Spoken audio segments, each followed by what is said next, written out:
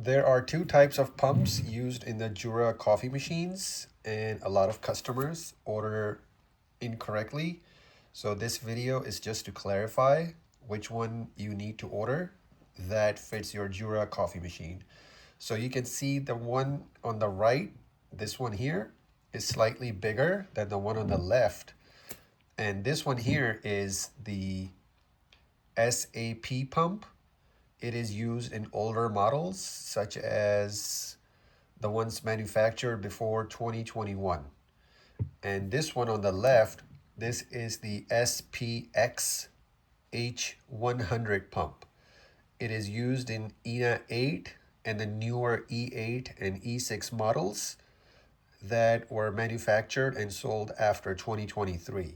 So before you order this item, I suggest you open up your machine and look at the pump inside your machine and make sure which one you have before you order to avoid any confusion with ordering the incorrect part.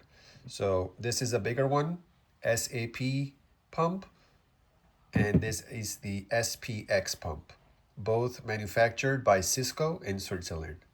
Thank you.